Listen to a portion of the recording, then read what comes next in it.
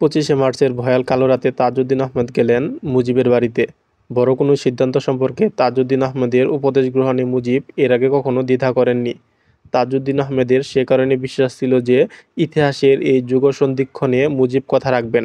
মুজিব তাজউদ্দিন আহমেদের সাথেই যাবেন। অথচ শেষ মুহূর্তে মুজিব অনড় রয়ে গেলেন। তিনি তাজউদ্দিন আহমেদকে বললেন, বাড়ি গিয়ে নাকে তেল দিয়ে ঘুমিয়ে থাকো। পরশুদিন অর্থাৎ 27শে মার্চ হরতাল ডেকেছি। মুজিবের তাৎক্ষণিক এই উক্তিতে তাজউদ্দিন আহমেদ বিস্ময় ও বেদনায় বিমূঢ় হয়ে পড়লেন। এদিকে বেগম মুজিব ওই শোবার ঘরেই সুটকেসে মুজিবের জামাকাপড় ভাঁজ করে রাখতে শুরু করলেন। ঢোলা পায়জামায় ফিতা ভরলেন।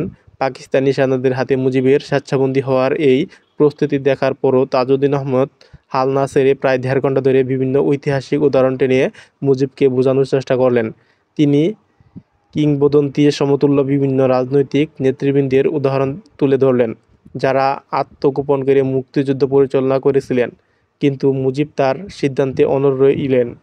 তাজউদ্দিন আহমেদ বললেন যে পাকিস্তান সেনাবাহিনীর মূল লক্ষ্য হলো পূর্ব বাংলাকে সম্পূর্ণরূপে নেতৃত্বশূন্য করে দেওয়া।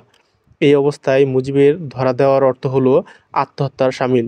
তিনি বললেন, মুজিব ভাই, বাঙালি জাতির অসংবাদিত নেতা হলেন আপনি। আপনার নেতৃত্বের উপরই তারা সম্পূর্ণ ভরসা করে রয়েছে। মুজিব বললেন, তোমরা যা করার করো, আমি কোথাও যাব না। তাজউদ্দিন আহমদ, নেতা ও পিতা বইয়ের 45 পৃষ্ঠার অংশবিশেষ।